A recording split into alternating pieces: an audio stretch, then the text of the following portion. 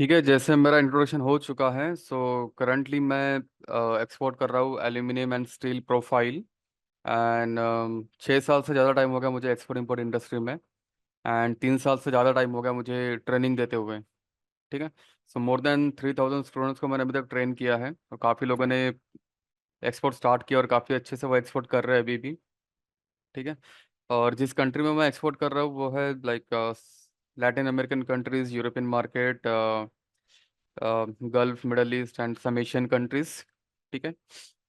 सो so basically मैं आपको एक ब्रीफ दे दूंगा कि इंटरनेशनल मार्केट वर्क कैसे करता है, ग्लोबल मार्केट वर्क कैसे करता है। ठीक है। या सो बेसिकली एक्सपोर्ट क्या है कि एक्सपोर्ट एक 5 स्टेप प्रोसेस है। ठीक है। जिसमें सबसे फर्स्ट स्टेप है एंड सबसे इंपॉर्टेंट स्टेप है प्रोडक्ट सिलेक्शन। प्रोडक्ट सिलेक्शन सबसे इंपॉर्टेंट स्टेप होता है एक्सपोर्ट में। राइट। ठीक है। क्योंकि आपका प्रोडक्ट ही डिसाइड करेगा कि आपको पेमेंट टर्म्स कैसे मिलेंगे, आपको एडवांस मिलेगा या नहीं। ठीक है। आपको मार्जिन कितना मिलेगा, ये सारा डिपेंड रहता है आपके प्रोडक्ट सिलेक्शन पर। अगर आप वही ट्रेडिशनल प्रोडक्ट आप सिलेक्ट करोगे, राइस, स्पाइसेस, इसमें ऑलरेडी कंपटीशन काफ़ी ज़्यादा है, तो इसमें मार्जिन कम रहता है। आपको वॉल्यूम ज़रूर मिल जाएगा बट मार्जिन उतना नहीं मिलेगा। और पेमेंट में भी इशू हो सकता है, स्पेशली पेरिशेबल प्रोडक्ट में थोड़ा इशू रहता है पेमेंट का। ठीक है। तो प्रोडक्ट सिलेक्शन ये सबसे इम्पोर्टेंट रहता है। हम ड्यूरिंग द ट्रेनिंग सेशन मैं खुद पर्सनली आपको सब एक्सप्लेन करता हूँ कि इसके प्रोडक्ट सिलेक्शन के क्राइटेरिया क्या क्या रहेंगे with respect to current timeline.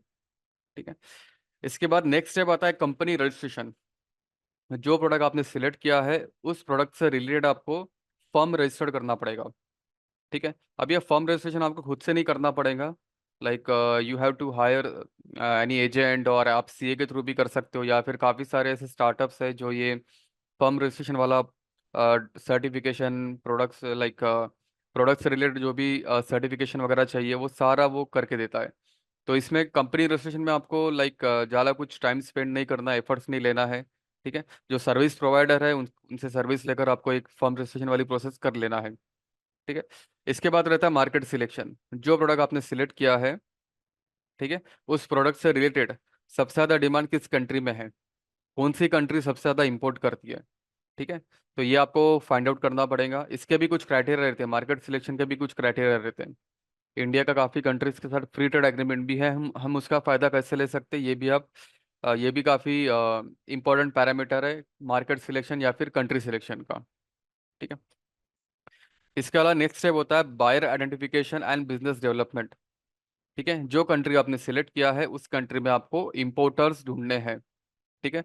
आपको सिर्फ इंपोर्टर नहीं ढूंढना है बट उनको टैप भी करना है। ठीक है।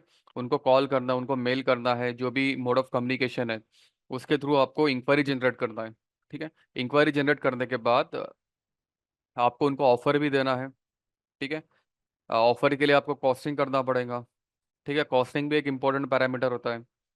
ठीक है। कॉस्टिंग ऐसा नहीं कि जो हमारी फैक्ट्री प्राइस है उसी पे आपको प्राइस देना है। कभी कभी बायर डिमांड करेगा कि हमको हमारे वेयर हाउस तक चाहिए या फिर हमको हमारे पोर्ट तक चाहिए, तो वहां तक का आपको रेट निकाल के देना पड़ेगा।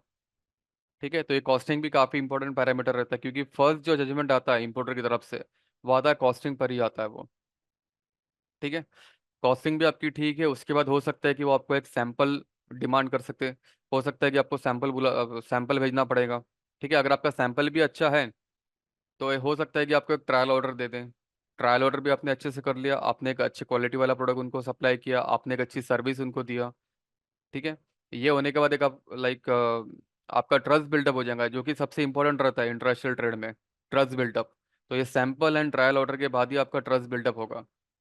ठीक है। उसके बाद एक्सपोर्ट जो है वो रिकरिंग बिजनेस मॉडल है।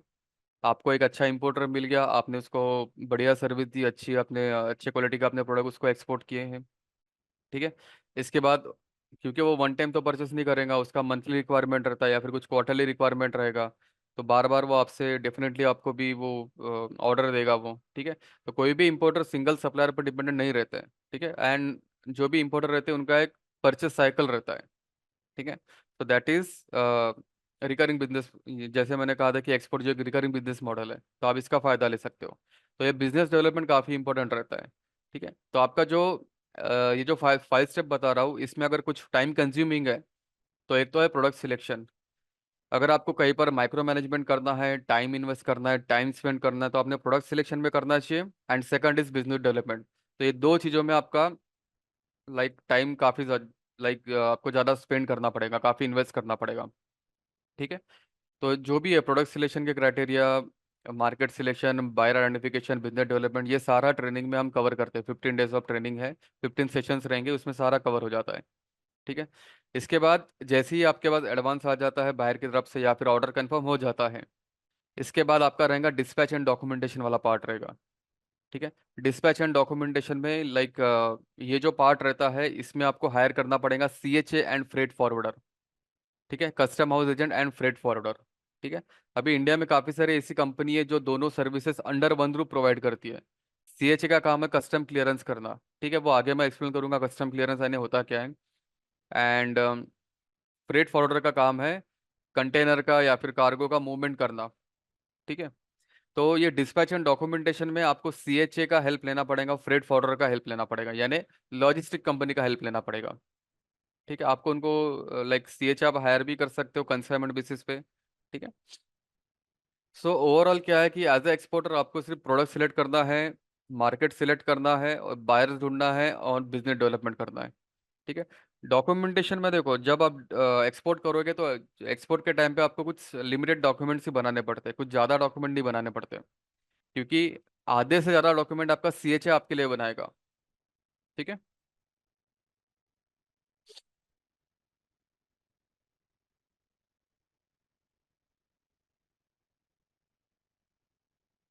इसके बाद है how to form a company और अ फर्म। ठीक है। सो जैसे मैंने आपको कहा था कि ये आपको खुद से नहीं करना, काफी लोग क्या करते हैं कि खुद से कर लेते, खुद से खुद पहले सीखते हैं कि GST कैसे बना है, ऐसे भी कुछ लोग मैंने देखे हैं। तो ये आपको देखो, ये वन टाइम प्रोसेस है, ये आपको बार बार तो नहीं करना है। तो बेटर है कि आप किसी सर्विस प्रोवाइडर के थ्रू ले लो। ठीक है। काफी सारे, जैसे मैंने आपको कहा था कि काफी सारे ऐसे स्टार्टअप्स हैं जो ये सारा काम करा के देते हैं, एक्सपोर्ट से रिलेटेड सारा डॉक्यूमेंटेशन करा के देते हैं, या फिर आप अपने CA के थ्रू भी कर सकते हो। ठीक है। सो फर्म रजिस्ट्रेशन मीन्स क्या है कि आप प्रोप्राइटरशिप फर्म भी कर सकते हो, आप LLP भी कर सकते हो, प्राइवेट लिमिटेड भी कर सकते हो। ठीक है। बट मैं सजेस्ट करता हूँ कि जो भी नए से फर्म एस्टेब्लिश कर रहे हैं, start with the proprietorship firm. ठीक है। फिर उसके हिसाब से आपको GST, उद्योग अदर जो भी आपका सर्विस प्रोवाइडर आपको सजेस्ट करता है, उसके हिसाब से वो सारा सर्टिफिकेशन डॉक्यूमेंटेशन आपको रेडी करना है। ठीक है। इसके अलावा आपको एक करंट अकाउंट बनाना पड़ेगा। ठीक है। करंट अकाउंट के साथ साथ आपको AD कोड भी बनाना पड़ेगा। AD कोड यानी क्या होता है? AD कोड यानी ऑथराइज डीलर कोड।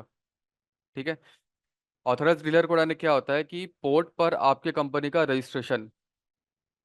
ठीक है। और ये बैंक से होता है, ऑथराइज डीलर कोड। तो जिस बैंक में आपका करंट अकाउंट रहेगा वहां से आपको AD कोड भी बनाना पड़ेगा। ठीक है। इसके अलावा यहाँ पर आपको दिख रहा है IC, इसको कहा जाता है इंपोर्ट एक्सपोर्ट कोड। ठीक है। IC import export code. ठीक है। ये जो रहता है यही रहता है आपका लाइसेंस, एक्सपोर्ट इंपोर्ट का, जो सिंपल लैंग्वेज में, नॉर्मल लैंग्वेज में एक्सपोर्ट इंपोर्ट का लाइसेंस कहा जाता है। तो ये IC ही होता है इंपोर्ट एक्सपोर्ट का license, IC import export code. ठीक है। इसके अलावा क्या होता है, देखो ये IC जो रहता है ना, ये IC बनाता है DGFT, director general of foreign trade. DGFT। DGFT एक ऐसी लोकल बॉडी है, ऐसी गवर्निंग बॉडी है इंडिया में। एक्सपोर्ट इंपोर्ट से रिलेटेड जो भी रूल्स एंड रेगुलेशंस है वो सारा DGFT बनाती है, directorate general of foreign trade. और ये आपका IC जो है, जो इंपोर्ट एक्सपोर्ट का लाइसेंस है, इंपोर्ट एक्सपोर्ट कोड, वो DGFT से ही बनता है। आप ये अपने सर्विस प्रोवाइडर के थ्रू भी बना सकते हो। ठीक है। अभी DGFT ने क्या किया है कि DGFT ने इंडस्ट्री वाइज एक्सपोर्ट को प्रमोट करने के लिए काफी सारे एक्सपोर्ट प्रमोशन काउंसिल्स बनाए हैं इंडस्ट्री वाइज। ठीक है। जैसे किसी को मेडिसिन एक्सपोर्ट करना है तो उसके लिए फार्मास्यूटिकल एक्सपोर्ट प्रमोशन काउंसिल है। किसी को ज्वेलरी एक्सपोर्ट करना है तो उसके लिए James and jewellery export promotion council है। किसी को इंजीनियरिंग गुड्स एक्सपोर्ट करना है तो उसके लिए इंजीनियरिंग एक्सपोर्ट प्रमोशन काउंसिल है। हैंडीक्राफ्ट के लिए हैंडीक्राफ्ट एक्सपोर्ट प्रमोशन काउंसिल है। ठीक है। एग्रो प्रोडक्ट के लिए अपेडा है, मरीन प्रोडक्ट के लिए एम्पेडा है, स्पाइसेस के लिए स्पाइसेस बोर्ड है, टी बोर्ड है, कॉफी बोर्ड है, रबर बोर्ड है। तो ऐसे 36 37 एक्सपोर्ट प्रमोशन काउंसिल्स हैं। ठीक है। जैसे काफ़ी लोग मैंने देखा कि उनको डिहाइड्रेटेड प्रोडक्ट्स एक्सपोर्ट करना है, डिहाइड्रेटेड फ्रूट्स एंड वेजिटेबल, ये सब एक्सपोर्ट करना है, तो उसके लिए उनका एक्सपोर्ट प्रमोशन काउंसिल है अपेडा। तो आपको अपेडा का मेंबरशिप लेना पड़ेगा। तो जैसे ही आप अपेडा का मेंबरशिप ले लेते हो तो अपेडा आपको एक सर्टिफिकेट देगा, जिसको जिसको कहा जाता है रजिस्ट्रेशन का membership certificate, that is RCMC. ठीक है। सो एक्सपोर्ट के लिए ये तीन डॉक्यूमेंट कंपलसरी है। ठीक है। इसके अलावा अदर डॉक्यूमेंट्स हो सकते हैं, but that depends on your product. ठीक है। जैसे किसी का लाइक फार्मास्यूटिकल प्रोडक्ट है तो उसका अलग डॉक्यूमेंटेशन होगा। ठीक है। फूड प्रोडक्ट के लिए अलग रहेगा। ठीक है। केमिकल्स के लिए अलग रहेगा। So depends on the product, other document भी हो सकते हैं इसमें। ठीक है। इसके अलावा जैसे देखो अभी हमारा लाइक जो ग्लोबल ट्रेड है वो 190 कंट्रीज के बीच में होता है। ठीक है। सो ये चार ऐसी गवर्निंग बॉडीज है वर्ल्ड वाइड जो इसके रूल्स एंड रेगुलेशंस बनाती है, जो सारे कंट्रीज एक्सेप्ट करती है। ठीक है। जैसे आईसीसी है, ICC international chamber of commerce. WTO है world trade organisation. WCO world custom organisation. UN है यूनाइटेड नेशंस। ठीक है। तो ये चार ऐसी इंटरनेशनल बॉडीज है जो इंटरनेशनल लेवल पर रूल्स एंड रेगुलेशंस बनाती है, डिलीवरी टर्म्स हो चाहे वो पेमेंट टर्म्स हो। ठीक है। इसके बाद लोकल गवर्निंग बॉडीज हम देख लेते हैं अभी। लोकल गवर्निंग बॉडीज में क्या क्या है? लोकल गवर्निंग बॉडीज में है ministry of commerce and industry, जो कि टॉप पर रहता है। ठीक है। अब ministry of commerce and industry में ऑलमोस्ट सारे जितने भी बिजनेसेस है सारे कवर हो जाते हैं। But specific to export import वो है डीजीएफटी। तो ministry of commerce and industries के अंडर में आता है DGFT, directorate general of foreign trade. तो इंडिया में इंपोर्ट एक्सपोर्ट से रिलेटेड जो भी रूल्स एंड रेगुलेशंस है वो सारा डीजीएफटी डिजाइन करता है। ठीक है। फॉर एग्जांपल किसी प्रोडक्ट को बैन करना है या फिर किसी प्रोडक्ट के ऊपर से बैन हटाना है। ठीक है। किसी प्रोडक्ट के ऊपर टैक्सेस लगाना है। नॉर्मली क्या होता है कि 99% प्रोडक्ट के ऊपर कोई टैक्स नहीं रहता है। बट क्या होता है कि गवर्नमेंट कभी कभी सप्लाई चेन कंट्रोल करती है। जैसे wheat, wheat floor, rice, onion. तो ये कुछ ऐसे प्रोडक्ट है कि इसका जो सप्लाई चेन है गवर्नमेंट कंट्रोल करती है। ठीक है। इसका लाइक एक्सपोर्ट होना चाहिए कि नहीं होना चाहिए। ठीक है। ये सारे तो डीजीएफटी वैसे time to time rule change करती रहती है। ठीक है। इसके अलावा डीजीएफटी ने कुछ, जैसे मैंने आपको अभी एक्सप्लेन किया, एक्सपोर्ट प्रमोशन काउंसिल बनाए हैं इंडस्ट्री वाइज। तो डीजीएफटी से आपको इम्पोर्ट एक्सपोर्ट कोड लेना पड़ेगा, और डीजीएफटी ने जो ईपीसी बना है किसी एक का आपको मेंबर बनना पड़ेगा। और जैसे ही आपको मेंबरशिप मिल जाती है तो आपको उसका लाइक वो एक्सपोर्ट प्रमोशन काउंसिल का आरसीएमसी मिल जाएगा। डीजीएफटी सबके लिए एक है, बट ईपीसी सबका अलग अलग रहेगा डिपेंडिंग ऑन द प्रोडक्ट। ठीक है। इसके अलावा देखो अभी क्या है कि गवर्नमेंट चाहती है कि इंडिया से काफ़ी ज़्यादा एक्सपोर्ट हो। ठीक है। ठीक है। आपके जो भी क्वेश्चंस है वो आप क्वेश्चंस नोट करके रख लेना, जब भी क्यूएनए सेशन स्टार्ट होगा तब हम वो डिस्कस कर लेंगे। हाँ, एफएसएसआई की ज़रूरत रहती है। ठीक है।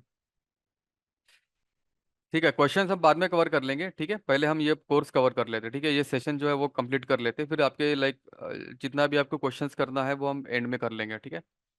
तो अभी गवर्नमेंट क्या है कि गवर्नमेंट चाहती है कि इंडिया से एक्सपोर्ट बढ़े, क्योंकि क्या है कि इंडिया का जो ट्रेड बैलेंस है, ट्रेड बैलेंस यानी क्या होता है कि किसी भी कंट्री का एक्सपोर्ट माइनस इंपोर्ट। ठीक है। अभी करंटली जो है हमारा एक्सपोर्ट कम है एज कम्पेयर टू इंपोर्ट, हमारा इंपोर्ट ज़्यादा, हमारा एक्सपोर्ट कम है। और इसीलिए हमारा जो ट्रेड डिफिशिएट है वो निगेटिव में है। ठीक है। ट्रेड बैलेंस, ट्रेड डिफिशिएट, इसका जो फॉर्मूला है, सिंपल फॉर्मूला है एक्सपोर्ट माइनस इंपोर्ट। तो इंपोर्ट ज़्यादा है, एक्सपोर्ट कम है, इसीलिए हमारा ट्रेड बैलेंस निगेटिव में है। इसलिए गवर्नमेंट चाहती है कि इंडिया से जितना ज़्यादा हो सके उतना ज़्यादा एक्सपोर्ट को प्रमोट किया जाए, एक्सपोर्ट को बढ़ाया जाए। इसलिए गवर्नमेंट एक्सपोर्टर्स को काफ़ी ज़्यादा बेनिफिट्स देते हैं, इंसेंटिव्स देते हैं। गवर्नमेंट चाहती नहीं है कि इंपोर्ट हो इंडिया में। ठीक है। यहाँ पर आपको स्क्रीन पर दिख रहा है इंपोर्ट इंसेंटिव। ठीक है। तो इंपोर्ट इंसेंटिव का मीनिंग ये है कि गवर्नमेंट जो आपको इंसेंटिव दे रही है इंपोर्ट पर, वो भी एक्सपोर्ट को बढ़ाने के लिए है। ठीक है। जैसे यहाँ पर आपको दिख रहा है EPCG, export promotion capital goods, जिसमें आप कैपिटल गुड्स यानी क्या होता है? कैपिटल गुड्स यानी मशीनरीज। फॉर एग्जांपल अगर आपको कोई प्लांट सेटअप करना है, कोई फैक्ट्री सेटअप करना है, उसके लिए आपको कैपिटल गुड्स यानी आपको मशीनरीज चाहिए। तो हो सकता है कि वो मशीनरी इंडिया में अवेलेबल ना हो, अगर है तो काफ़ी हाई प्राइस में अवेलेबल है। तो वो केस में आप क्या कर सकते हो? वो केस में आप उसको इंडिया में फॉरेन कंट्री से आप इंपोर्ट कर सकते हो, आप चाइना, जर्मनी, जापान से आप इंपोर्ट कर सकते हो। ठीक है। तो जब आप इंपोर्ट करोगे अंडर ईपीसीजी स्कीम, ठीक है, तो आपको कोई इम्पोर्ट ड्यूटी, कोई टैक्सेस आपको पे नहीं करना पड़ेगा। ठीक है। बट गवर्नमेंट की कंडीशन है, टर्म्स एंड कंडीशंस है, वो आपको फुलफिल करना पड़ेगा। ठीक है। तो टर्म्स एंड कंडीशन वो एक्सपोर्ट से रिलेटेड ही है। तो कैपिटल गुड्स से, मशीनरी से जो भी रॉ मटेरियल निकलेगा वो एक्सपोर्ट ही होना चाहिए। ठीक है। इसके अलावा और एक एडवांस लाइसेंस है, इसको एडवांस ऑथराइजेशन लाइसेंस भी कहा जाता है। इसमें आप क्या कर सकते हो कि इसमें आप रॉ मटेरियल आप इंपोर्ट कर सकते हो इंडिया में, जिसके ऊपर आपको कोई टैक्स वगैरह पे नहीं करना पड़ेगा, but at the end raw material से जो भी फिनिश प्रोडक्ट बनेगा वो एक्सपोर्ट ही होना चाहिए। ठीक है। तो गवर्नमेंट ने जो इंसेंटिव दिया है इंपोर्ट पर, वो एक्सपोर्ट को बढ़ाने के लिए ही दिया है। ठीक है। इसके अलावा एक्सपोर्ट के इंसेंटिव हम देख लेते हैं। एक्सपोर्ट के इंसेंटिव में क्या है, TMA, transport marketing assistance, but ये कुछ स्पेसिफिक एग्रो प्रोडक्ट पे मिलता है। ठीक है। इसके अलावा है ड्यूटी ड्रॉबैक, डीबी के। ड्यूटी ड्रॉबैक यानी क्या होता है कि अगर फॉर एग्जांपल अगर आपने कोई आपने प्रोडक्ट एक्सपोर्ट किया है, उसका इन्वॉइस वैल्यू है 10 लाख रुपीज़ है, एंड उस प्रोडक्ट के ऊपर डीबी के है 2%। तो इसका मतलब क्या हो गया कि 10 लाख का 2%, दैट इज 20,000 रुपीज़ डायरेक्टली आपके करंट अकाउंट में आ जाएंगे। ठीक है। एक्सपोर्ट होने के बाद। इसके अलावा और एक इंसेंटिव है, रेमिशन of duties and taxes paid on exported product, RODTEP। ठीक है। डीबीके में क्या होता है कि डीबीके में आपको डायरेक्टली आपके करंट अकाउंट में अमाउंट ट्रांसफर हो जाता है, गवर्नमेंट अमाउंट ट्रांसफर कर देती है। बट RODTEP जो होता है, RODTEP में आपको गवर्नमेंट कैश नहीं देती है, लाइक आपके करंट अकाउंट में कुछ पैसा ट्रांसफर नहीं करती है, बट आपको एक ड्यूटी स्क्रिप्ट देती है। ठीक है। तो ड्यूटी स्लिप का आप यूज़ कैसे कर सकते हो? ड्यूटी स्लिप का आप यूज़ उससे आप अपने कॉर्पोरेट टैक्सेस पे कर सकते हो, या फिर अगर आपको कुछ इंपोर्ट करना है तो आप इंपोर्ट ड्यूटी पे कर सकते हो। अगर आपको दोनों नहीं करना है तो आप उसको सेल भी कर सकते हो, बेच भी सकते हो। In short, DBK is like a cashback and RODTEP is like a voucher. ठीक है, इन सिंपल लैंग्वेज। तो ये दोनों इंसेंटिव, डीबीके एंड RODTEP, दोनों इंसेंटिव गवर्नमेंट आपको देती है एक्सपोर्ट होने के बाद। ठीक है।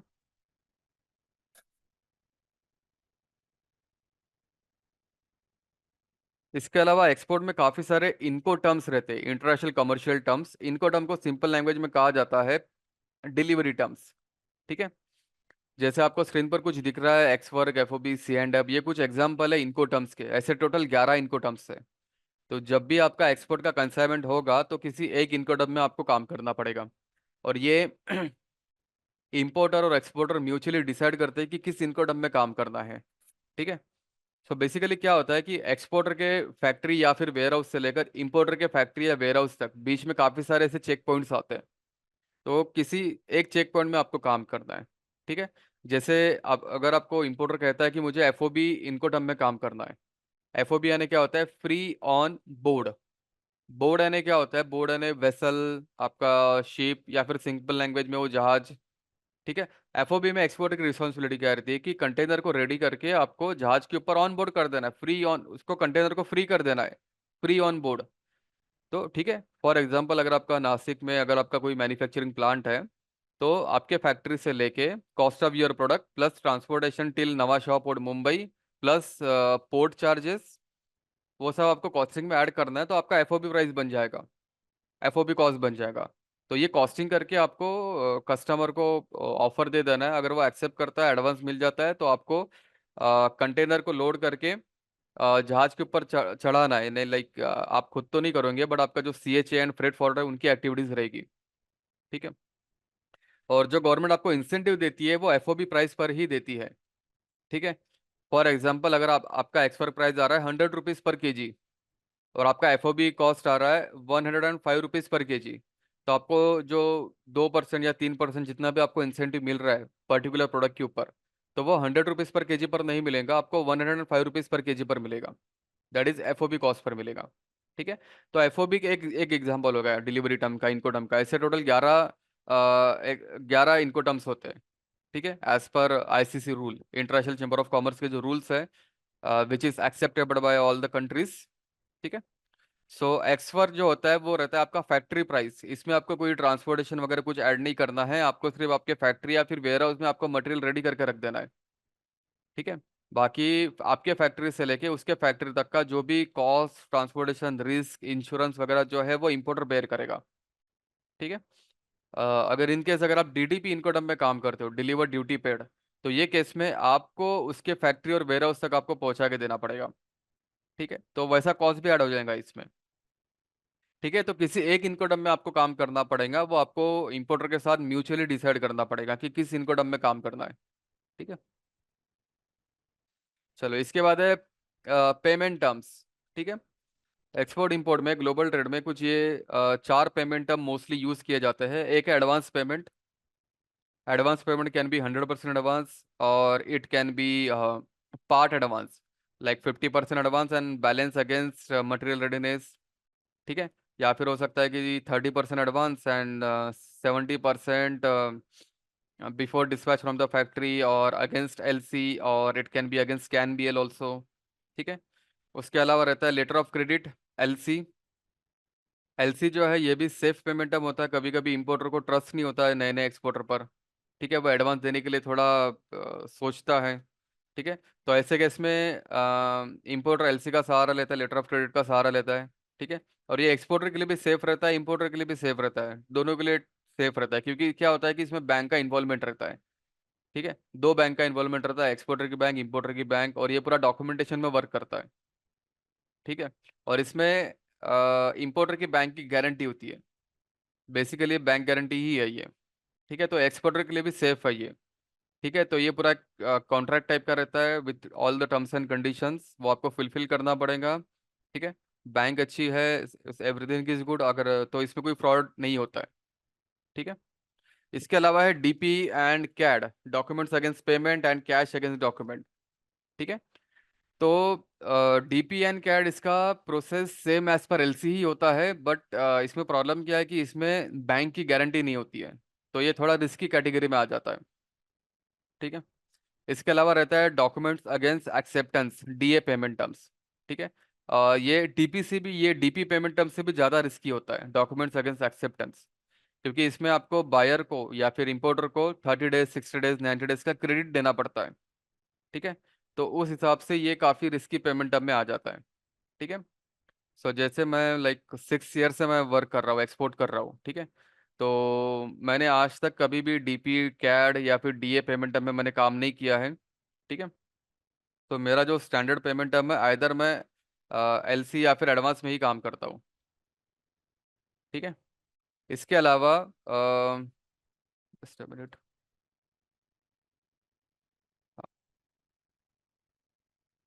एक्सपोर्ट इंपोर्ट में लाइक लॉजिस्टिक का काफ़ी इंपॉर्टेंट रोल होता है।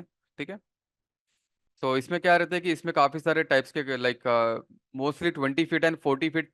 20 फीट एंड 40 फीट क्या होता है, जो कंटेनर रहता है 20 फीट एंड 40 फीट, इसका जो लेंथ रहता है इसको 20 फीट एंड 40 फीट कहा जाता है। अगर वो 20 फीट का लेंथ रहेगा तो 20 फीट का कंटेनर, 40 फीट का लेंथ रहेगा तो 40 फीट का कंटेनर। ठीक है, कंटेनर्स के भी डिफरेंट डिफरेंट टाइप्स होते हैं। एक रहेगा नॉर्मल ड्राई कंटेनर रहेगा जिसमें नॉन पेरिशेबल प्रोडक्ट जाएंगे। ठीक है, एक रेफर कंटेनर भी रहता है जिसमें पेरिशेबल प्रोडक्ट, मीट, कोई स्पेशल केमिकल होगा तो वो, कुछ स्पेशल फार्मास्यूटिकल प्रोडक्ट होंगे वो। ठीक है, जिसमें टेम्परेचर एंड मॉइस्चर कंट्रोल किया जा सकता है, तो ऐसा रेफर कंटेनर भी रहता है। ठीक है, बहुत 20 फीट एंड 40 फीट में रहता है। ठीक है, सो जो भी कंटेनर रहते हैं सब, हर कंटेनर का कैपेसिटी रहता है। 20 फीट कंटेनर का कैपेसिटी रहता है, 40 फीट कंटेनर का कैपेसिटी रहता है। कैपेसिटी मीन्स कि आप उसमें कितना ग्रॉस वेट आप स्टफ कर सकते हो। ठीक है, इसके अलावा अगर आप बाई सी एक्सपोर्ट करोगे तो वो उसमें आपको shipping, shipping line, shipping company के चार्जेस रहेंगे उसमें, यानी जो भी आपको सर्विस मिलेगा शिपिंग कंपनी से मिलेगा, लाइक जो सी वाली कंपनी जैसे मर्स, हैपैक लॉयड या फिर एवरग्रीन। ठीक है, जिनके कंटेनर आपने देखा होगा, लाइक काफ़ी सारे कंटेनर उनके ड्राई पोर्ट से निकलते हैं। ठीक है, ड्राई पोर्ट से मेजर सी पोर्ट तक जाते हैं, वो बाय रेल जाता है वो। ठीक है, उनके कंटेनर रहते हैं, उनके शिप भी रहते हैं। ठीक है, अगर आप बाय एयर एक्सपोर्ट करोगे तो वो एयरलाइन, उसमें एयरलाइन का रोल रहता है। और इसमें ब्रेक बल्ब भी दिख रहा है आपको। ब्रेक बल्ब कहने क्या होता है कि ये केस में आपको पूरा वैसा ही करना पड़ेगा। ठीक है, नॉर्मली क्या है कि वो राइस एंड कुछ स्टील प्रोडक्ट रहते हैं, उसके लिए ब्रेक बल्ब का यूज़ किया जाता है। ठीक है, ठीक है, तो जैसे मैंने आपको कहा था कि सीएचए का काफ़ी ज़्यादा रोल रहता है एक्सपोर्ट इंपोर्ट में। ठीक है, तो सीएचए क्या करता है, CHA in short custom clearance की एक्टिविटीज करता है पोर्ट पर। ठीक है, इन सिंपल लैंग्वेज, आरबीआई का रूल है कि कोई भी इंडिया का रिसोर्सेस अगर फॉरेन कंट्री में एक्सपोर्ट हो रहा है, ठीक है, तो उसका रिकॉर्ड कीपिंग, गवर्नमेंट के साथ रिकॉर्ड कीपिंग हो गया, चेकिंग ऑफ द कार्गो हो गया, ये सारा पोर्ट पर होता है। तो विदाउट कस्टम क्लियरेंस वो इंडिया के बाहर जा नहीं सकता है। ठीक है। सिमिलरली अगर आपको इंपोर्ट भी करना है, तो विदाउट कस्टम क्लियरेंस एक्टिविटीज वो इंडिया में इंपोर्ट नहीं हो सकता है। तो बहुत दोनों केस में आपको गवर्नमेंट के साथ इसका रिकॉर्ड कीपिंग करना पड़ेगा, ट्रांसपेरेंसी रखना पड़ेगा। ठीक है। और ये सारा जो काम है ये आपको खुद से नहीं करना है, ये सीएचए करता है आपके बिहाफ में, एक्सपोर्टर के बिहाफ में। ठीक है। सो यहाँ पर दिया है फर्स्ट बिल ऑफ एंट्री। अगर आप इंडिया में कुछ इंपोर्ट कर रहे हो, ठीक है, आप फॉर एग्जांपल आप चाइना से कुछ इलेक्ट्रॉनिक आइटम आप इंपोर्ट कर रहे हो वाया नवा शवा पोर्ट मुंबई, तो नवा शवा पोर्ट मुंबई में उसका कस्टम क्लियरेंस होगा, सारी फॉर्मेलिटीज कंप्लीट होगी, इंपोर्ट ड्यूटी जीएसटी वगैरह सब पे करने के बाद फिर वो नवा शवा पोर्ट से निकल कर बाहर डोमेस्टिक टैरिफ एरिया में आ जाएगा। ठीक है। तो बट वो डोमेस्टिक टैरिफ एरिया में कब आएगा, जब आपके पास बिल ऑफ एंट्री है। ठीक है। बिल ऑफ एंट्री ये ऐसा डॉक्यूमेंट रहता है कि इंपोर्ट के केस में आपका कस्टम क्लियरेंस की एक्टिविटीज हो गई, उसके बाद कस्टम या फिर पोर्ट, नवा शवा पोर्ट आपको एक डॉक्यूमेंट देता है जिसको कहा जाता है बिल ऑफ एंट्री। और ये बिल ऑफ एंट्री ही होता है प्रूफ ऑफ इंपोर्ट। ठीक है।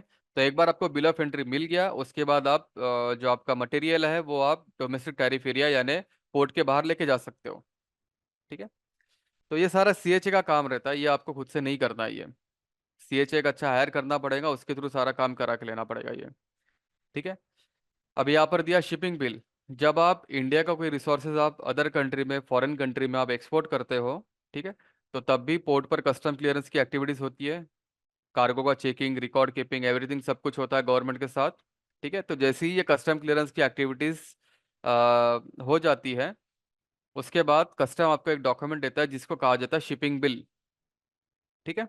और ये shipping bill and bill of entry काफी इंपॉर्टेंट डॉक्यूमेंट रहते हैं ये एक्सपोर्ट एंड इंपोर्ट में। इंपोर्ट के केस में बिल ऑफ एंट्री, एक्सपोर्ट के केस में शिपिंग बिल।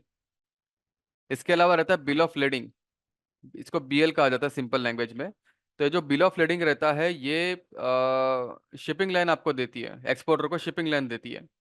ठीक है। अगर आप नवा शाह पोर्ट मुंबई से आप एक्सपोर्ट कर रहे हो, तो वहां पर आपका जहाज लगा है, आपका वेसल लगा है। ठीक है। तो जैसे ही वो वेसल नवा शाह पोर्ट से निकल जाता है, उसके बाद बिल ऑफ लेडिंग बनता है। ठीक है। और ये बिल ऑफ लेडिंग ये इंपोर्टर के लिए रहता है। तो bill of lading by default वो एक्सपोर्टर के पास आता है, उसके बाद वो आपको कुरियर करना पड़ेगा आपको इंपोर्टर को। ठीक है।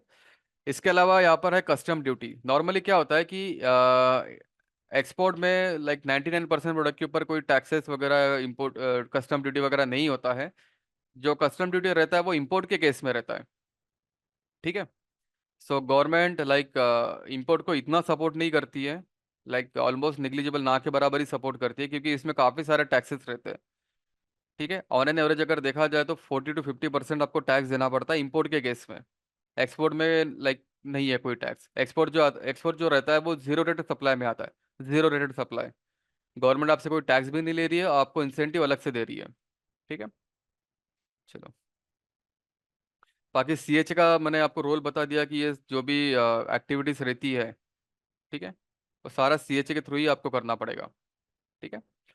सो अभी हम देखेंगे most important task of an exporter. ठीक है। सो एज ए एक्सपोर्टर आपका काम है कि आपको सबसे पहले आपको एक प्रोडक्ट सिलेक्ट करना है, new unique trending value added product आपको सिलेक्ट करना है। ठीक है। इसके बाद उस प्रोडक्ट से रिलेटेड आपको कंट्रीज को टारगेट करना है, मार्केट को टैप करना है, आपको आइडेंटिफाई करना है कि सबसे ज़्यादा रिक्वायरमेंट, सबसे ज़्यादा नीड किस कंट्री में है।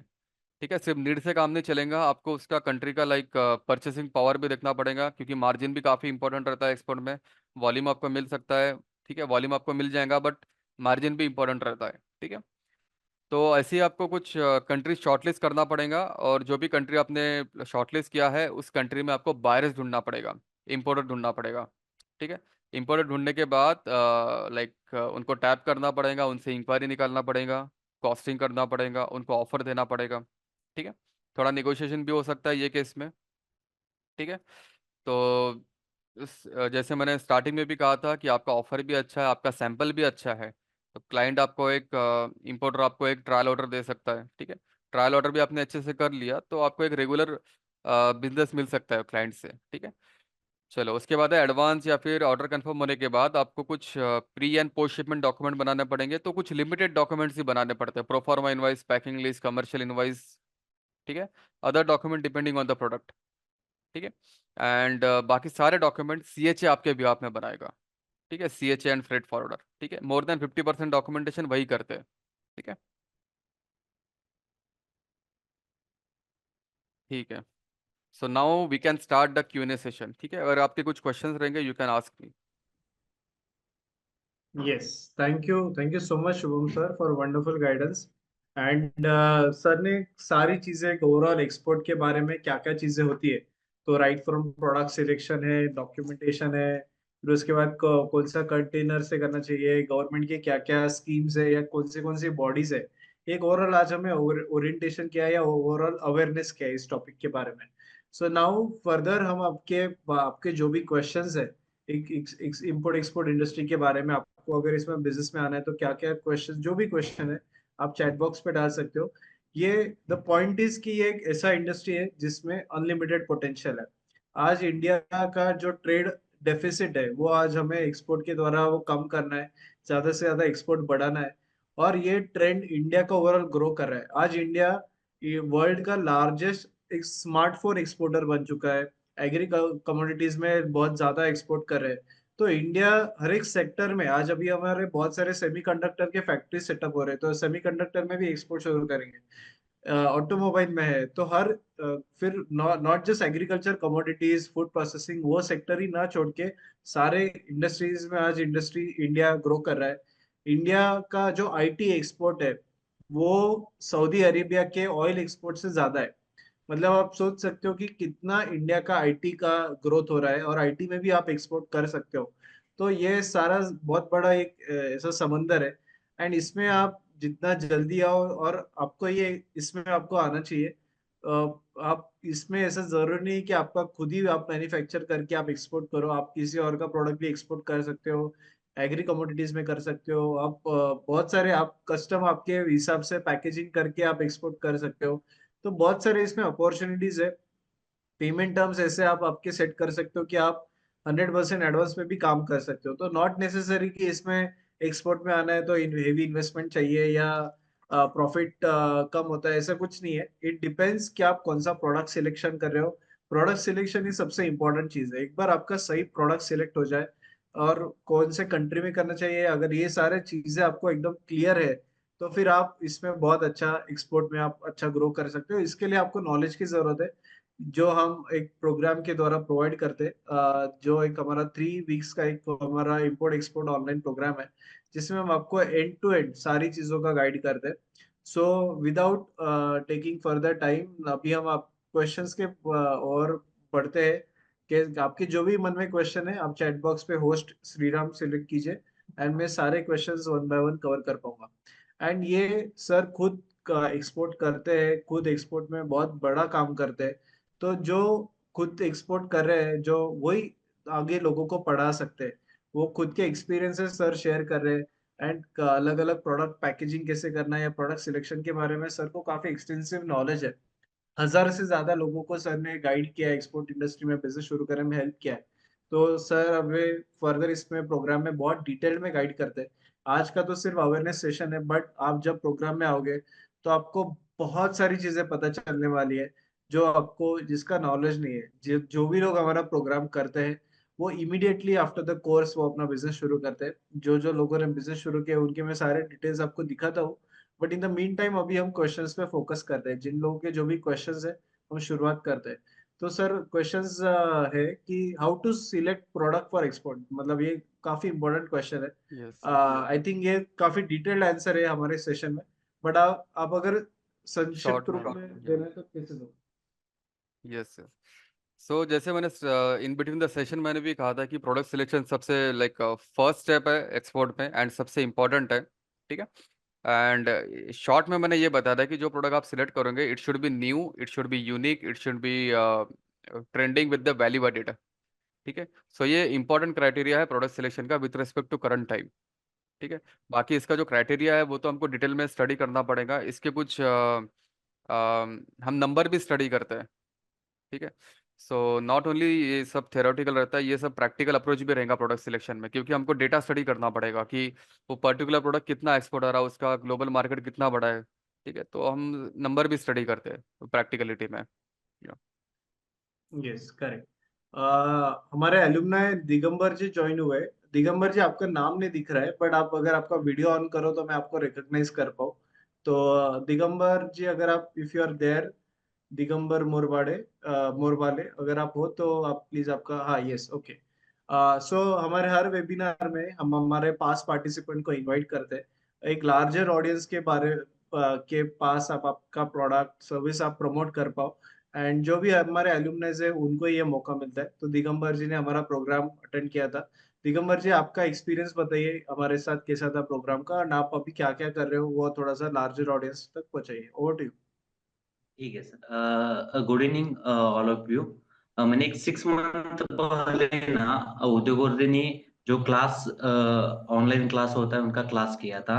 उसका एक्सपीरियंस मुझे बहुत अच्छा आया है, क्योंकि इस 6 मंथ में बहुत सारी बिजनेस अपॉर्चुनिटी मैंने खुद ही उस क्लास के अटेंड की। अभी मेरे टू पर्पज से मैंने क्लास किया था। एक तो मेरा खुद का कंसल्टेंसी फर्म शुरू करने का, इंपोर्ट एक्सपोर्ट का, उसमें से बेसिक बिजनेस स्टार्ट कैसा करने का, उसके बाद इंपोर्ट एक्सपोर्ट के लिए जो डॉक्यूमेंट लगते हैं सब कुछ मुझे जानना चाहता था, इसलिए मैंने वो क्लास किया था। और दूसरा किया था क्लास मेरा एक खुद का कंपनी फॉर्म करके एग्रो प्रोडक्ट यानी और जो यूनिक प्रोडक्ट रहते हैं वो एक्सपोर्ट करने के लिए। अभी मेरे दो पर्पज है, वो दोनों पर्पज पर मेरा पूरा वर्क शुरू है।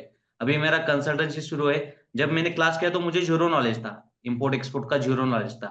उसके बाद मैंने जब क्लास ज्वाइन किया, शुभमराव सर ने, उद्योगवर्धिनी टीम ने बहुत मुझे गाइडेंस किया। अभी भी मुझे कोई दिक्कत आती है तो मैं कम्युनिकेशन करता हूँ उनसे, बहुत अच्छी तरह से उन्होंने गाइडेंस किया। अभी गाइडेंस यानी क्या होता है, बहुत बार हमें पता नहीं होता कि क्या शुरू करना है।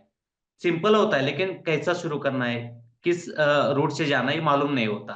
वो सिंपल स्टेप में शुभम राव सर ने हमें बताया था उस वक्त। सिंपल स्टेप है नहीं क्या, स्टार्ट में आप कंपनी फॉर्मेशन कीजिएगा।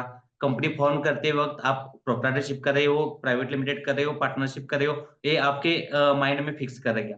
उसके बाद आप जीएसटी रजिस्ट्रेशन लेना, उसके लिए जो बिजनेस के प्रूफ रहते हैं, चौपैक, उद्योग आधार, वो फॉर्मेशन करने का।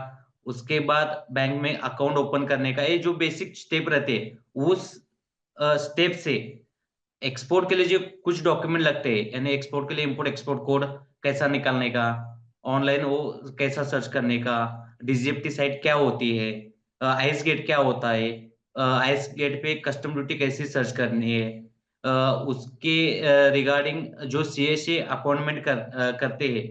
इंपोर्ट एक्सपोर्ट में दो इंपॉर्टेंट रोल रहते हैं, एक सीएचए और लॉजिस्टिक वाला, यानी फ्रेट फॉरवर्डर। सीएचए अपॉइंट करने का, वो सीएचए आपका पूरा डॉक्यूमेंट रेडी करके देता है, bill of entry, bill of landing. और जो लॉजिस्टिक वाला होता है वो आपको डोर टू डोर आपका प्रोडक्ट आपके गोडाउन, मैन्युफैक्चर के गोडाउन से आपके गोडाउन तक पहुंचाता है। ये दो, यानी आप बिजनेस फॉर्मेशन के जो डॉक्यूमेंट लगते हैं वो, और सीएचओ और लॉजिस्टिक, ये सिंपल वर्ड में सर जी ने हमें बताया था उस वक्त। उस तरह से मेरा अभी शुरू है। मेरा अभी एक चाइना से इंपोर्ट आ रहा है, मेरे क्लाइंट का ही है, वो कंसल्टेशन में शुरू किया है। अभी दिल्ली एयरपोर्ट पे एयर से आने वाला है वो। ऐसा तरह बहुत अच्छे तरह से मुझे गाइडेंस किया था उस वक्त, और उसका बहुत इफेक्ट हो रहा है मेरे मुझे बिजनेस पे। और एक खुद की मैंने कंपनी फॉर्म की है, एग्रो रिलेट की, प्राइवेट लिमिटेड है। उसका पैन, कंपनी अकाउंट, अभी बैंक में जाकर AD code, import export license, ये सब कुछ पैरेलल शुरू है उसका। वाह, वाह, बहुत बहुत अच्छा लगा आपका इन डेप्थ नॉलेज समझ सुन के। मतलब आपने जितना टेक्निकली आज ये दिया है फीडबैक, मतलब इससे समझ में आ रहा है कि कितना आपको इन डेप्थ नॉलेज मिला है इस इंडस्ट्री के बारे में। एंड मतलब आप अभी कंसल्टेंसी भी शुरू कर रहे हो, सो ये जान के भी बहुत अच्छा लगा। बहुत लोग होते हैं कि जिनको इसका भी गाइडेंस, वन टू वन थोड़ा सा गाइडेंस चाहिए रहता है। Post during the export phase में भी उनको कोई समस्या आती है, तो उसमें आप जरूर बहुत अच्छा करोगे। Wish you all the best. And thank you sir, so much. इस वेबिनार में भी बहुत लोग जुड़े हुए हैं, तो हमारा पर्पस यही है कि आपको भी कुछ बिजनेस मिले, आपको भी यहाँ से कुछ क्लाइंट मिले। तो आप आपके डिटेल्स चैट बॉक्स पे डालिए, आपके फोन नंबर, ईमेल वगैरह सब, और आपका कंपनी नेम, सो दैट यहाँ से भी आपको कोई लोग कनेक्ट कर पाए एंड आपको कुछ हेल्प हो। So thank you so much Digambar ji for joining us. So अभी मैं क्विकली ये प्रोग्राम के बारे में इंफॉर्मेशन कवर करता हूँ। बहुत सारे लोगों के क्वेश्चंस चैट बॉक्स पे आए हैं, बट मैं अभी कोर्स के बारे में इंफॉर्मेशन शेयर करता हूँ। जो दिगंबर जी ने जो कोर्स किया है, वही कोर्स का मैं आपको इंफॉर्मेशन शेयर करता हूँ। सो ये जो import export with global management का जो हमारा कोर्स है, ये 3 वीक्स ड्यूरेशन है एंड हमारा नया बैच जो है ये 1 अप्रैल से शुरू हो रहा है। ये 3 वीक्स लाइव ऑनलाइन प्रोग्राम है। इस प्रोग्राम में हम आपको सारी चीजें गाइड करते हैं इम्पोर्ट एक्सपोर्ट के बारे में, राइट फ्रॉम फर्म एस्टेब्लिश कैसे करें, तो how to start an export business, trading company बनाए या फर्म बनाए, ये सब आपको समझाते हैं। डॉक्यूमेंट्स क्या लगते हैं वो वहां से शुरू होता है। फिर लाइसेंसेस क्या लगते हैं, डीजीएफटी लाइसेंस है, तो फिर आई कोड है, ईपीसीजी लाइसेंस है, आई आइडेंटिटी कार्ड है, एसीआईएस लाइसेंस है। तो इसमें से आपको हर एक चीज नहीं लगती, आपको हर एक लाइसेंस स्टेप बाय स्टेप लगते हैं। तो बहुत से लोग क्या करते हैं कि इनिशियल में किसी लोगों का गाइडेंस लेते हैं और फिर सारे इसमें हेवी इन्वेस्टमेंट करते हैं। बट आपको सारे लाइसेंस कोड की जरूरत नहीं है, आपको स्टेप बाय स्टेप जो लेवल पे आप पहुंचते हो उस हिसाब से ये लाइसेंस की जरूरत है। तो हम आपको एग्जैक्ट गाइड करते हैं कि कौन सा लाइसेंस से आपको शुरू करना है। मिनिमम इन्वेस्टमेंट में आप इसमें शुरू कर सकते हो, मिनिमम रजिस्ट्रेशन में शुरू कर सकते हो। फिर उसके बाद इम्पोर्ट एक्सपोर्ट में क्या क्या इसेंशियल्स चीजें है, तो फिर बायर सर्च कैसे करना है, ऑफलाइन ढूंढना है, ऑनलाइन ढूंढना है, राइट कस्टमर्स कैसे ढूंढने हैं, मार्केट सर्वे कैसे करना है, फिर अलग अलग जो टर्म्स है, इनको टर्म्स है, डिलीवरी टर्म्स है, वो कैसे सेट करना है, परचेसिंग पैकेजिंग कैसे करना है, इन्वेंटरी मैनेजमेंट कैसे करना है, क्वालिटी कंट्रोल कैसे करना है, फिर डायरेक्ट डीम्ड और थर्ड पार्टी एक्सपोर्ट्स क्या होते हैं, वो हम आपको इसमें डिटेल में गाइड करते हैं। फिर उसके बाद सबसे इंपॉर्टेंट चीज है प्रोडक्ट सिलेक्शन। तो बहुत सारे लोगों के क्वेश्चन है प्रोडक्ट सिलेक्शन पे, बट इस पे काफी इंटेंसिव सेशंस होते हैं कि क्राइटेरिया क्या है प्रोडक्ट सिलेक्शन करने का, फिर पेरिशेबल है, नॉन पेरिशेबल है, सही सप्लायर ढूंढने चाहिए, राइट कस्टमर ढूंढना चाहिए, ट्रेंडिंग प्रोडक्ट क्या है इंडिया में, इंडिया का ट्रेड पॉलिसी क्या है अलग अलग कंट्रीज के साथ, की जो ट्रेंडिंग प्रोडक्ट्स है वो आपको समझ में आना चाहिए। फिर उसके बाद एग्री एक्सपोर्ट में क्या अपॉर्चुनिटीज है, एग्री प्रिडोमिनेंट एरिया है इंडिया का, तो एग्री एक्सपोर्ट में क्या कर सकते हैं, अपेडा का क्या रोल है इसमें। फिर उसके बाद एडवांस सर्टिफिकेशन क्या लगते हैं, क्वालिटी एंड फूड सेफ्टी के कंट्री वाइज क्या क्या लगते हैं, वो हम आपको गाइड करते हैं। फिर उसके बाद पोस्ट क्वारंटाइन रेगुलेशंस क्या होते हैं, इंटरनेशनल प्लांट क्वारंटाइन रेगुलेशन क्या है, फिर country specific product specific quarantine regulations क्या है, फिर ईसीजीसी का क्या रोल होता है, सीएचए का क्या रोल होता है, ये सारी चीजें हम आपको इसमें पूरा डिटेल में गाइड करते हैं। फिर लॉजिस्टिक्स एंड ट्रांसपोर्टेशन, तो अलग अलग वे से आप एक्सपोर्ट इंपोर्ट कर सकते हो। अभी जैसे उन्होंने बताया कि वो एयर कार्गो से चाइना से इंपोर्ट कर रहा है, फिर आप ओशन से कर सकते हो, रोड ट्रांसपोर्ट से कर सकते हो। फिर हर एक का कॉस्ट अलग अलग है, आप जो वॉल्यूम में काम कर रहे हो उसके हिसाब से आपको लॉजिस्टिक मेथड सिलेक्ट करना है, कॉस्ट उसके हिसाब से आता है, फिजिबिलिटी आपको उससे समझ में आता है।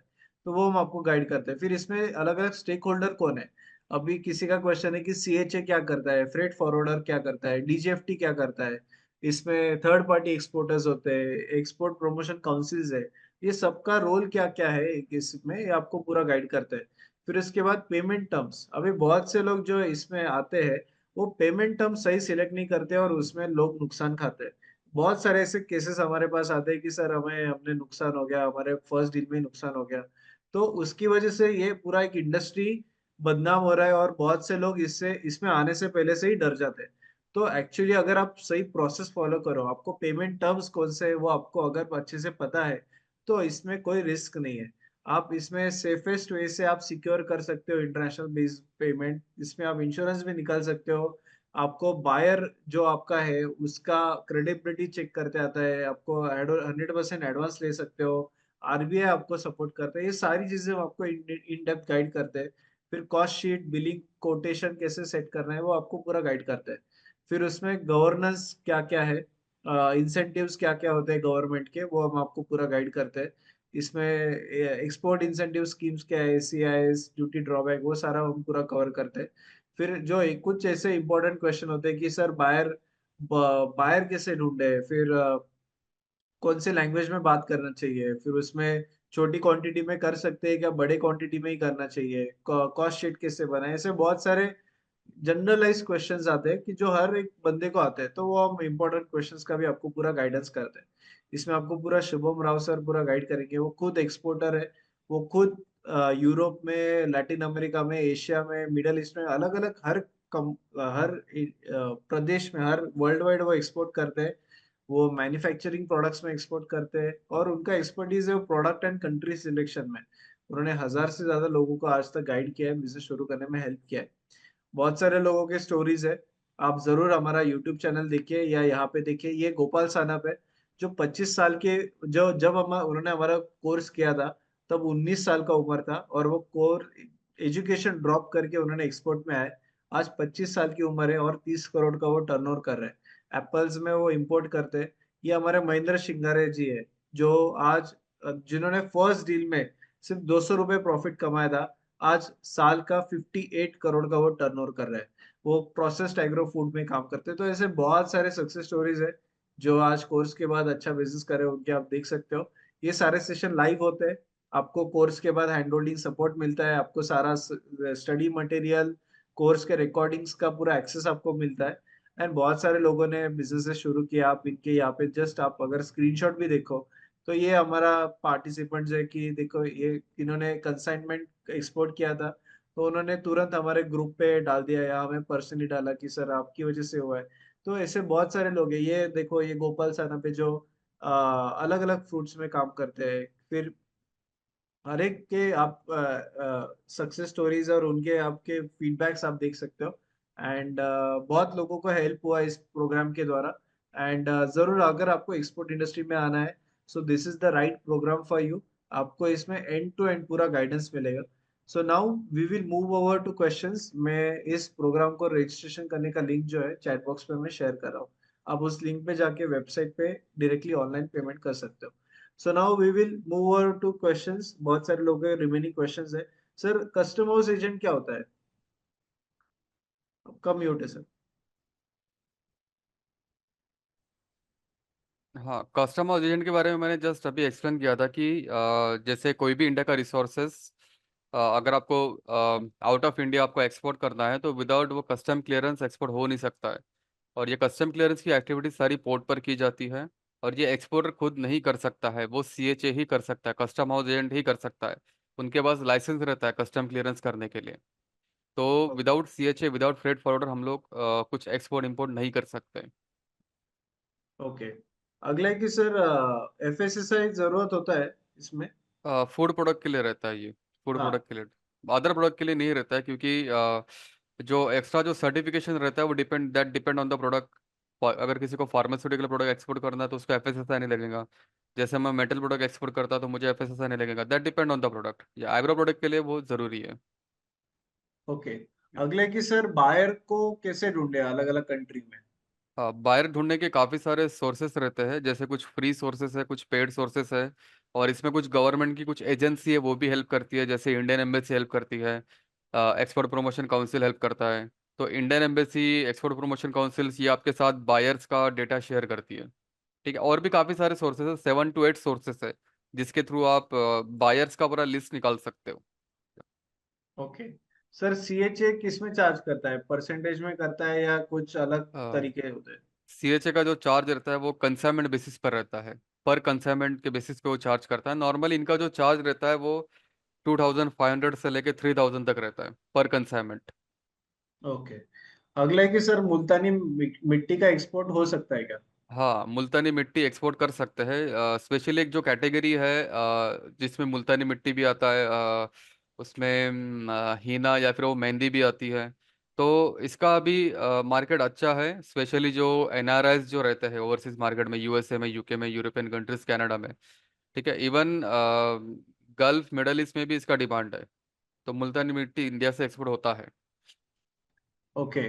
फिर पोटैटो स्टार्च पाउडर?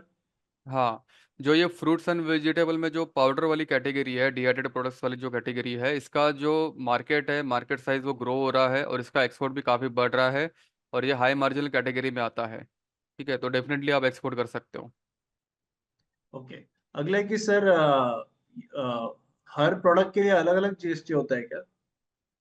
देखो, जैसे एक्सपोर्ट जो रहता है वो जीरो रेटेड सप्लाई में आता है। तो इंडिया से मोर देन 10,000 प्रोडक्ट हम एक्सपोर्ट करते हैं।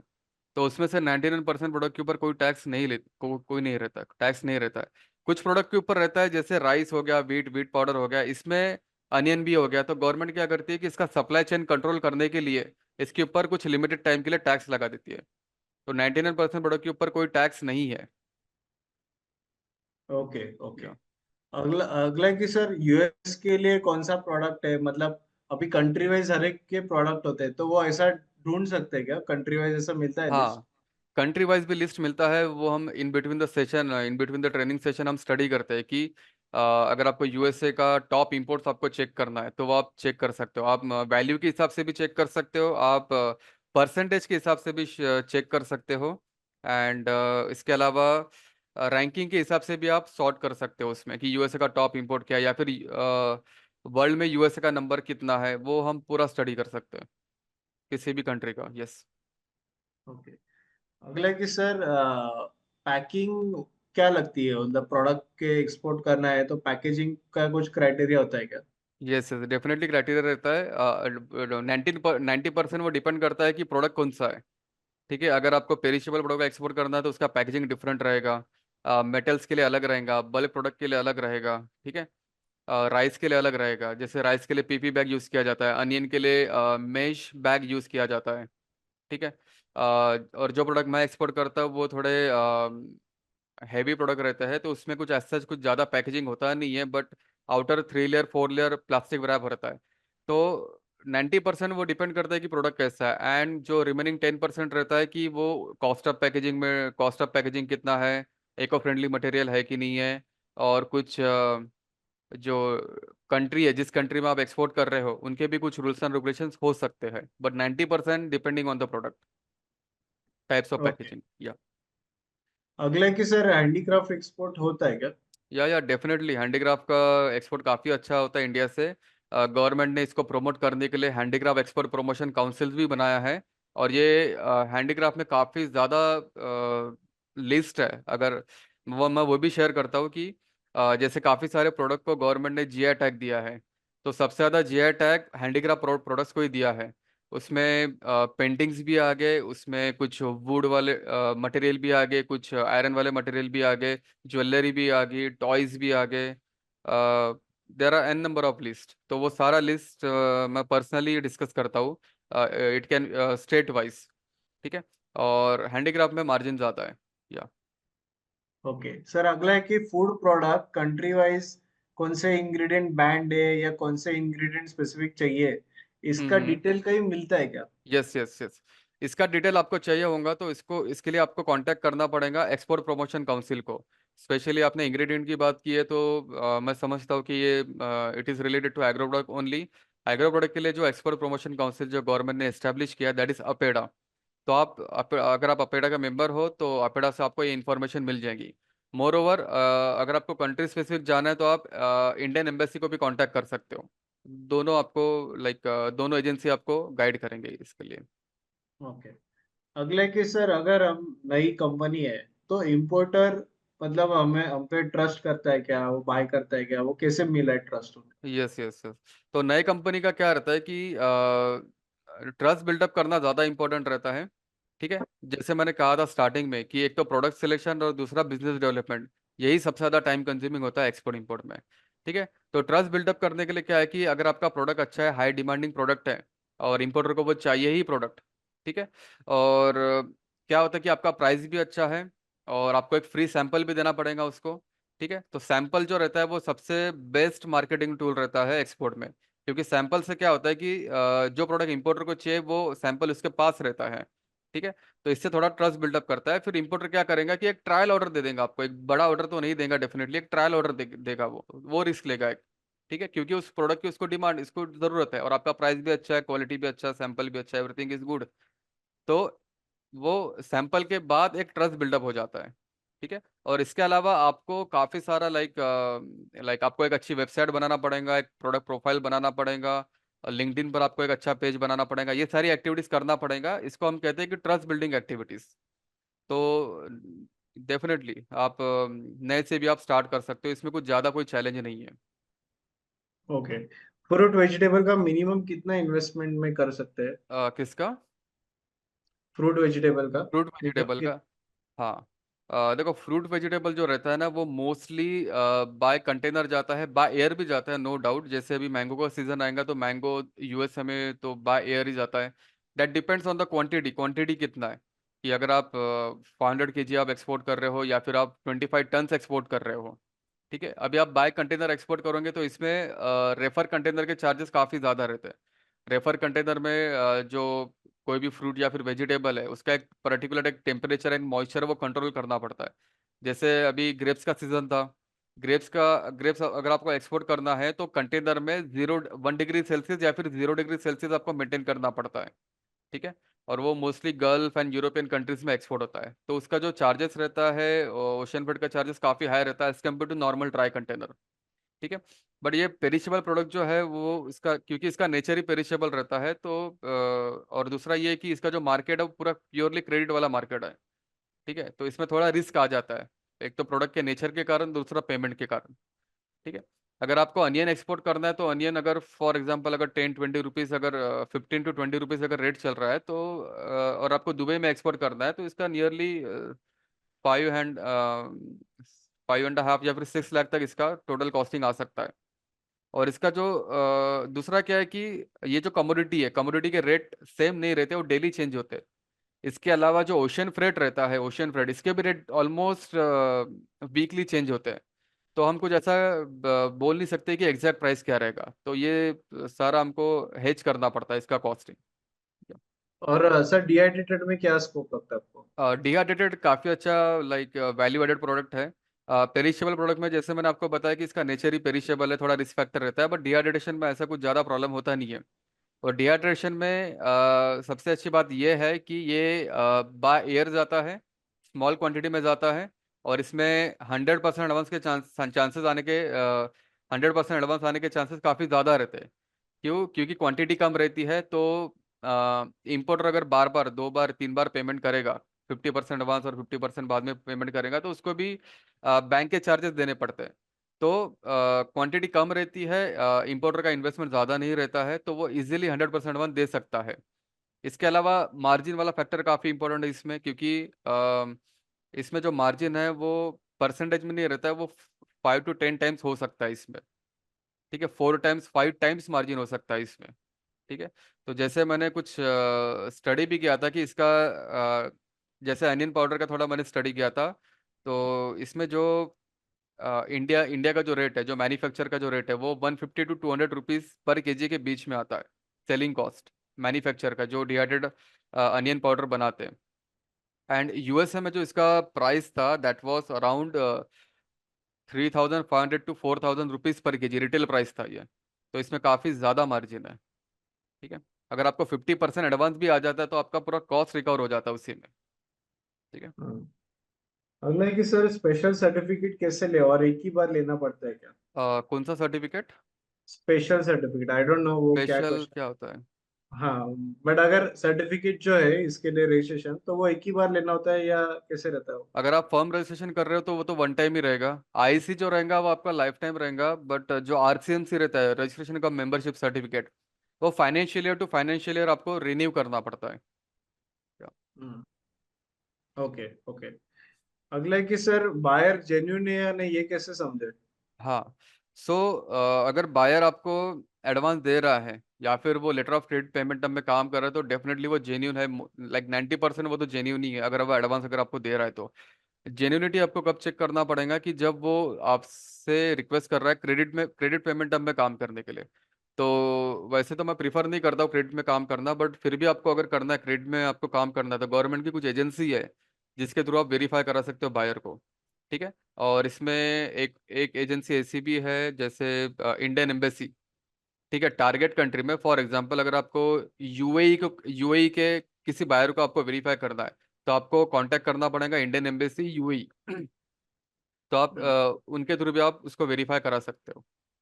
ओके। अगला कुछ प्रोडक्ट स्पेसिफिक है, हम ज्यादा उसमें डेप्थ में नहीं जाएंगे, बट अगर हमें मिलेट में आलू पाउडर तो हो गया, मिलेट हाँ, में अगर करना है तो क्या स्कोप है? एंड फ्रीज ड्राइंग या डिहाइड्रेशन, मतलब दोनों में से किसका स्कोप ज्यादा है? आई डोंट नो वो इतना डेप्थ में रहने से। मिलेट तो मोर और लेस वो कमोडिटी ही हो गया। अगर आप थोड़ा वैल्यूएशन करोगे तो मैं सजेस्ट करूंगा कि थोड़ा लाइक डीप फ्रीज या फिर दूसरा क्या था, हाँ, डिहाइड्रेशन।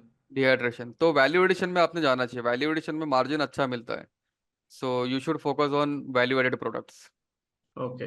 एंड ये एफडीए, हलाल, गैप, ये सर्टिफिकेट लगते हैं क्या? हाँ, ये कंट्री स्पेसिफिक सर्टिफिकेशन रहता है। जैसे हलाल सर्टिफिकेट मोस्टली गल्फ में लगता है, ठीक है। बट वो हलाल सर्टिफिकेट आपको यूरोपियन मार्केट में नहीं लगेगा, यूएसए में नहीं लगेगा, कनाडा में नहीं लगेगा। तो कुछ ऐसे स्पेसिफिकली एग्रो प्रोडक्ट से रिलेटेड कुछ ऐसे सर्टिफिकेशन रहते हैं, बट वो कंट्री स्पेसिफिक रहता है, ठीक है। जैसे आपको गल्फ में एक्सपोर्ट करना है तो आपको वो हलाल सर्टिफिकेट देना ही पड़ेगा, ठीक है। Yes, correct.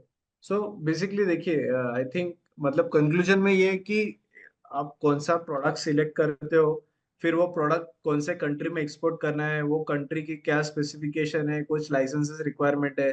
तो ये बहुत सारी चीजें है, बट इट ऑल डिपेंड्स। आप एक स्टेप बाय स्टेप अगर हम समझे भी नहीं हो रहा है। हाँ, तो प्रोडक्ट सिलेक्शन से हम आपको पूरा गाइड करते हैं, फिर उसके बाद कंट्री वाइज आपको गाइड करते हैं।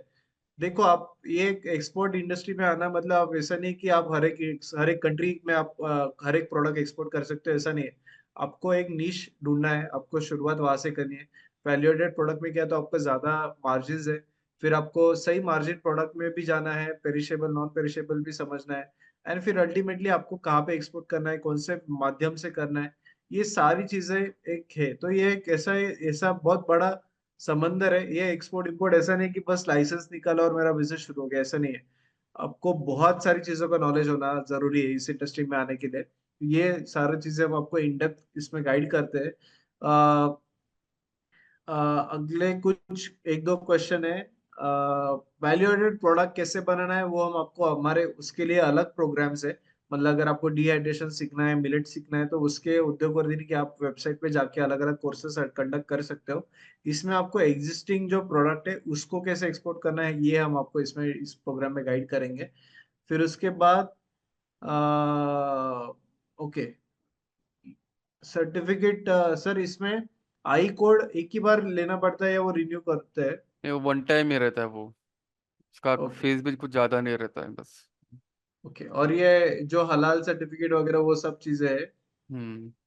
वो इसका भी एक। रहता है, इसका टाइमलाइन रहता है। अच्छा, ओके। और सर एक क्वेश्चन है कि वैल्यू एडेड प्रोडक्ट या कोई भी प्रोडक्ट का ओवरसीज मार्केट में क्या प्राइस है, ये कैसे समझता है? हाँ, इसके लिए आपको, आप कस्टम डेटा का हेल्प ले सकते हो, ठीक है। जो पोर्ट से कुछ डेटा निकलता है, तो उसमें आपको इजीली पता चल जाएगा कि एक पर्टिकुलर प्रोडक्ट इंडिया से वो एक्सपोर्ट हुआ है तो क्या प्राइस में एक्सपोर्ट हुआ है, कितना क्वांटिटी में एक्सपोर्ट हुआ है। इवन आपको ये भी पता चल जाएंगे कि एक्सपोर्टर कौन है, इंपोर्टर कौन है। तो रेट वगैरह सारा मेंशन रहता है उस पर, तो आप इजीली पता कर सकते हो। Okay, okay, yes, great. So I think we have covered all the questions. ये जो प्रोग्राम है ये 3 वीक्स ड्यूरेशन है। मैंने चैट बॉक्स पे आपको वेबसाइट पे रजिस्ट्रेशन का लिंक जाके मैंने दिया है, आप उस वेबसाइट पे जाके लिंक पे रजिस्ट्रेशन कर सकते हो। वन मोर थिंग, मैं आप सभी को यूट्यूब चैनल रिकमेंड जरूर करूंगा। आप हमारा यूट्यूब चैनल जरूर देखिए। हमने आज ही एक वीडियो अपलोड किया है। हमारे एक मैडम है जिन्होंने, जो घर से एक्सपोर्ट इंपोर्ट करते हैं, डिहाइड्रेशन में काम करते हैं, आज वो मंथली 60 lakhs का टर्नओवर कर रहे हैं। और ये उन्होंने सिर्फ 2 साल में अचीव किया है। हर महीने वो 30 टन माल बेचते हैं। तो आप उनका जरूर स्टोरीज देखिए। हमारे द्वारका चौहान मैडम है जिन्होंने हमारा रिसेंटली एक्सपोर्ट इंपोर्ट और फूड डिहाइड्रेशन के प्रोग्राम्स कंडक्ट किए, अटेंड किए थे। एंड ऐसे हमारे चैनल पे आपको बहुत सारे कंटेंट मिलेगा, अलग अलग हमारे जो अलुमनाइज है जिन्होंने कोर्स करने के बाद आज अच्छी तरीके पे अच्छे लेवल पे बिजनेस कर रहे हैं, वो सबके आप स्टोरीज देख सकते हो। हमारे चैनल पे जाके आप उनके देख सकते हो। Sorry, I think, okay.